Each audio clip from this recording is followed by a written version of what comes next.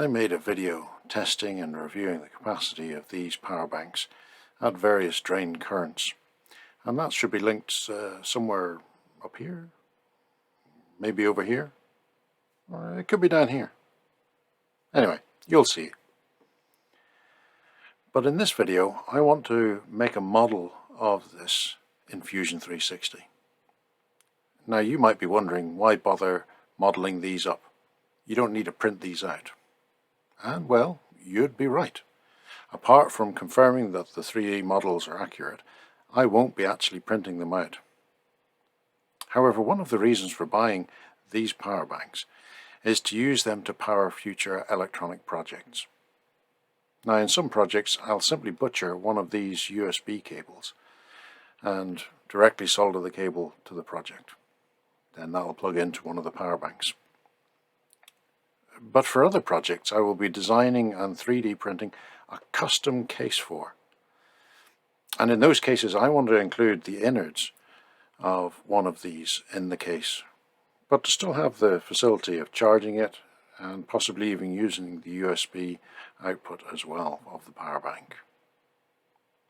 So in this case, when designing the custom project case, it's much easier to have a 3D model of the cell and of the PCB in order to subtract or cut away from the case design, leaving an absolutely perfect, hopefully, recess for them. Here we have it in its loveliness. Just a single 18650 cell coupled with this tiny little circuit board. There's the circuit on it. I'm sure Big Clive will have reverse engineered one of these things. I'm not going to try and do that. But what I will do is I will pause and take a picture of this circuit board, both sides, and also from one or two other angles. And then I'm going to try doing something that I haven't done before, and that is bringing the pictures into Fusion to be able to model directly off a picture as a reference and being able to get that to scale. So that should be a bit of fun. So one moment please, as Big Clive would say. So what we've done is created a new component, and I've already brought in two pictures, a side view and an end view, and what we're going to do now is bring in the third, namely a top view. So you come up to insert and insert canvas and then insert from my computer, and this is the image here I want to use, and I want to place it on this plane that corresponds with the top view, and so it brings it in. Now of course Fusion doesn't know what size this circuit board is or what size anything in this picture is. So what we can do is go over to this our panel here and click on calibrate. And then it asks you to select 2 points that it will measure between. So I'm going to pick the back of the USB socket and then the front of the USB socket, and I will just measure that up. 13.7. There's one other step we just need to do. We just need to make sure that this circuit board is a square on the view. So again we come over here, and this time we go edit canvas, and we can now select to rotate. It's a bit coarse, but what you can do is just do it with the keyboard. And what I like to do is just line up the top or the bottom, so you can see the very slight gap there. Do I need to increase that? No, it needs decreased. Yes, 0.8. And you just experiment until you get the angle that seems to be the most square. now we can actually create sketches on the top of this to represent these objects, and then extrude them, hopefully to match exactly and create a model for exactly this size of circuit board. So this might look a little bit funny. This is all three pictures put in, and we're now looking at it from this perspective. But if we move around to the front view, or the right view rather, and then to the front, and then to the top. We just spent a little bit of time just aligning all of these photographs so that they're all aligned with each other and straight with each other. So what we can do, we can actually go from this side perspective, create a sketch on this profile, and then let's sketch in the circuit board.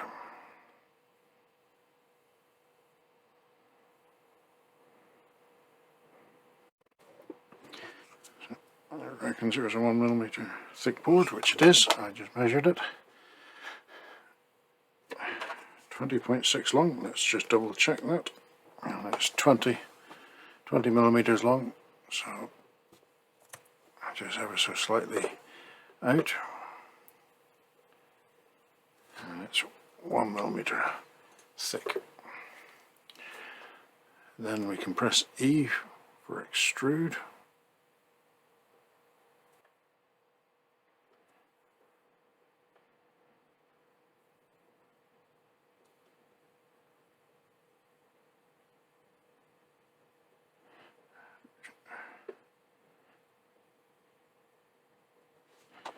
The circuit board overall is 19.3.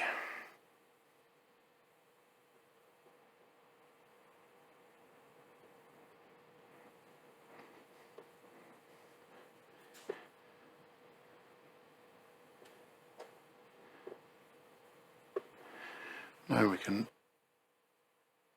make another sketch and add the USB-A socket in.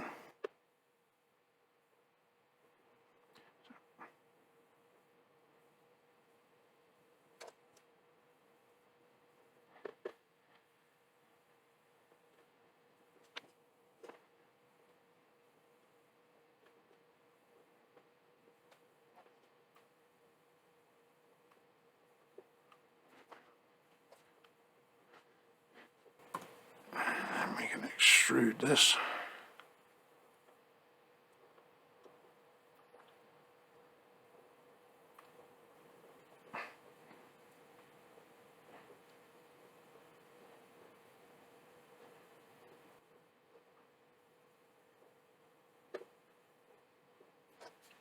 So far, that's what we've got. Bit crude looking, but it's not too bad as a start.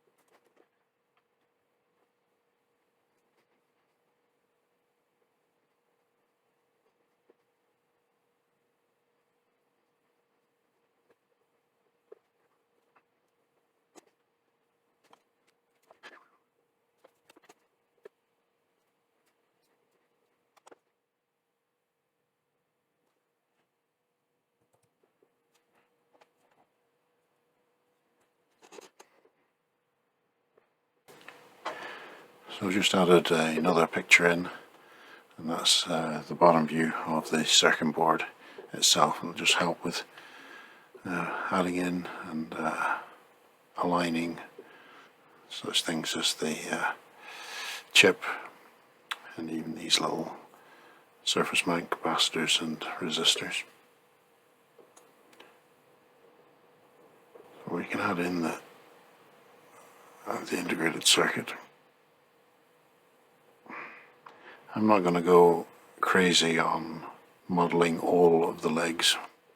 What's important is that the main body is actually done, and I can just add on little legs, even though these legs will be modelled as being bigger than they actually are. They won't stick up above the chip.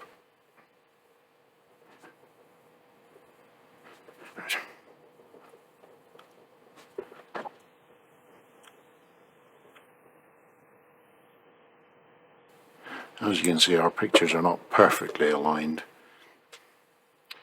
but it's close enough for jazz.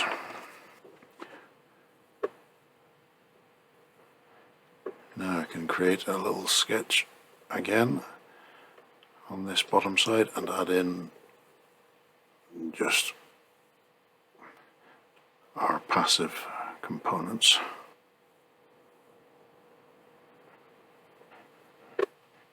I know some of these will be smaller or shorter than they are actually being modelled onto this. I'm not striving for absolute perfection, as there will be differences between each manufactured one anyway. I'm just looking at a rough approximation of all of these.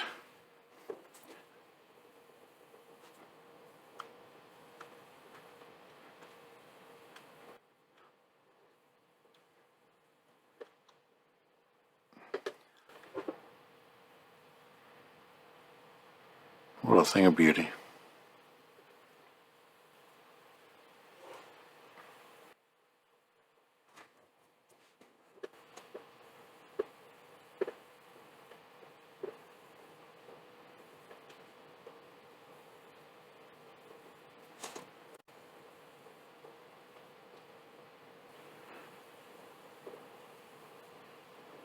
Well, that's just a bit off on that one, isn't it, as well?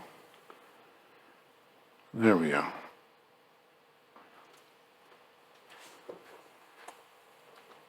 And save.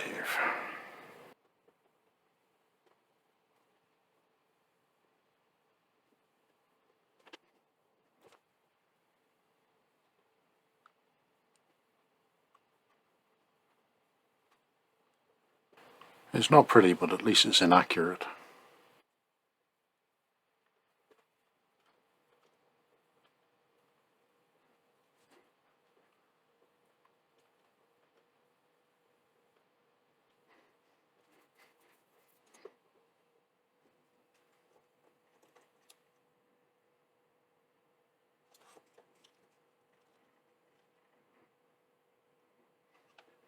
So now let's add another component.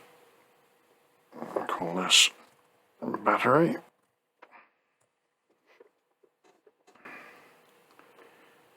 Create a sketch on this plane and a circle.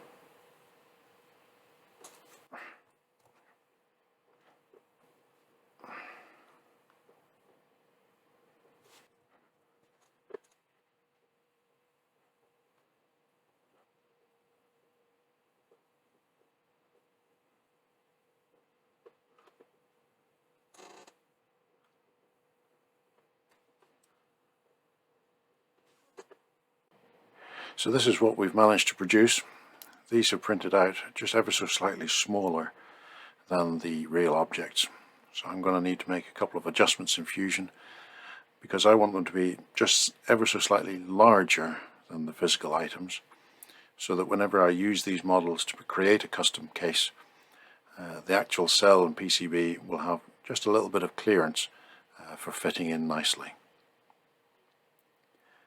Also, the more awake of you may have noticed that I somehow managed to mirror the position of these passives and the chip when I was modelling them up.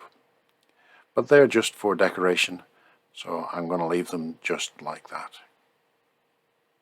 I really hope this video has been helpful, or at the very least mildly entertaining. At least we tried to show you some of the common mistakes that beginners like me make. Well, thanks for watching, and we'll see you next time.